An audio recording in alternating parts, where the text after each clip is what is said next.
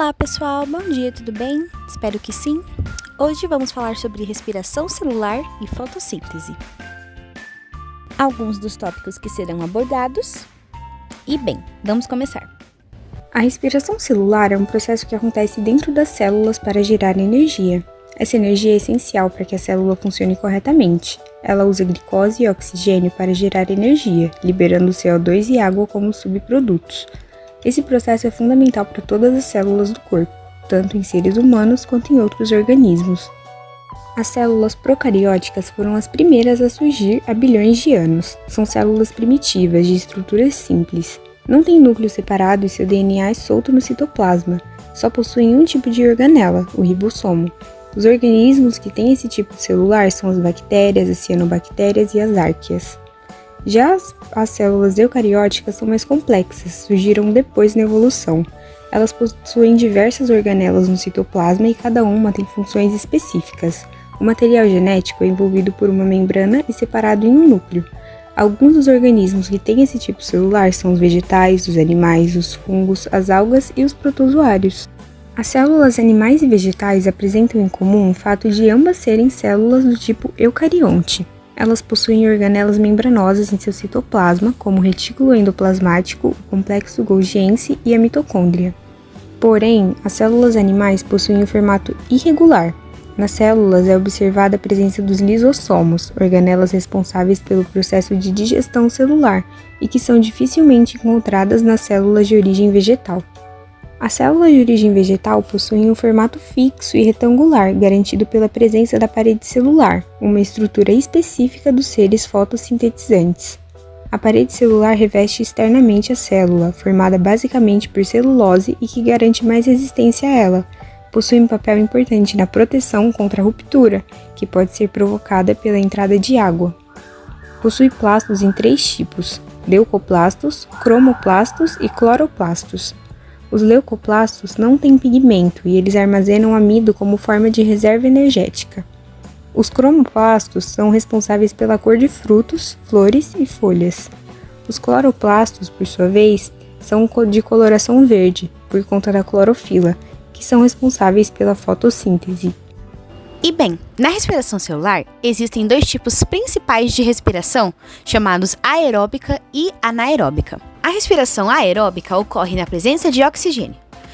É utilizado por organismos como os seres humanos durante atividades do dia a dia e exercícios moderados. Nesse processo, a glicose é completamente degradada em gás carbônico e água, liberando uma grande quantidade em forma de ATP, que é usado pelas células. Já a respiração anaeróbica acontece na ausência de oxigênio. Nesse caso, a glicose é apenas parcialmente quebrada, resultando em menos ATP.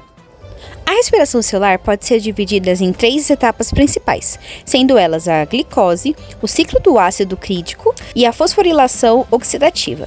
A glicose é a primeira etapa da respiração celular, responsável por quebrar a molécula de glicose com 6 carbonos em 2 moléculas de piruvato com 3 carbonos. Esse processo ocorre no citoplasma da célula e não precisa de oxigênio para acontecer.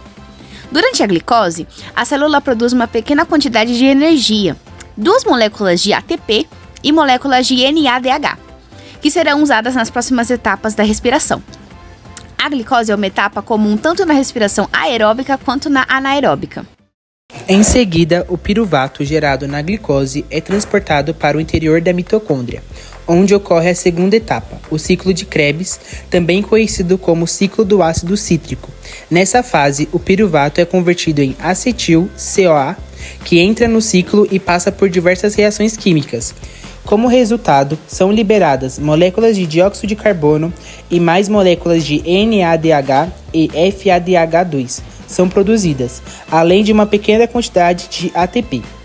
A última etapa é a cadeia de transporte de elétrons, que acontece na membrana interna da mitocôndria, nas chamadas cristais mitocondriais. Os elétrons carregados pelo NADH e o FADH2 são transferidos por uma série de proteínas transportadoras, liberando energia que é usada para bombear prótons através de membrana.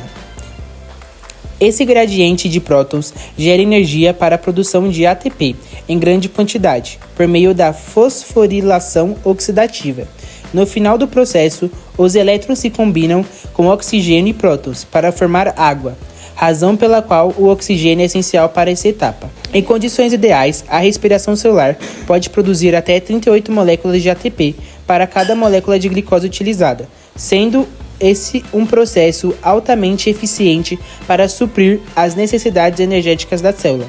E essas são as 3 etapas da respiração celular. A importância da respiração celular está no fato de que ela fornece energia necessária para o funcionamento das células e, consequentemente, de todo o organismo. Sem energia, as células não poderiam realizar funções vitais como o crescimento, reparação, transporte de substâncias e resposta a estímulos. Em organismos multicelulares, como seres humanos, a respiração celular é essencial para manter os órgãos funcionando adequadamente. O que é fotossíntese? Fotossíntese é o processo realizado por plantas, algas, cianobactérias e alguns tipos de bactérias, no qual se converte luz solar em energia química, a fim de produzir açúcares, aminoácidos, proteínas e vitaminas essenciais para a vida destes seres autotróficos. O processo da fotossíntese inclui algumas fases, sendo a primeira delas a captação da luz solar. E a segunda delas é a fixação de carbono, onde a energia captada é utilizada para produzir os compostos orgânicos necessários para o ser vivo. Qual a importância da fotossíntese? Além da importância em relação à vida dos seres que a realizam, a fotossíntese também libera oxigênio durante o seu processo, o que é essencial para a sobrevivência da vida de todos os outros seres aeróbicos no planeta Terra, incluindo nós, seres humanos. Mas o que é interessante é que esses 2 processos estão intimamente relacionados. Os produtos de um processo são os reagentes do outro. O oxigênio, liberado durante a fotossíntese, é usado na respiração celular, enquanto o dióxido de carbono, liberado durante a respiração celular, é usado na fotossíntese. Isso significa que esses 2 processos fazem parte do ciclo do carbono, um ciclo contínuo que mantém a vida na Terra. Em resumo, a fotossíntese e a respiração celular são 2 processos fundamentais que se complementam e se relacionam proximamente, permitindo que os seres vivos obtenham energia e mantenham a vida.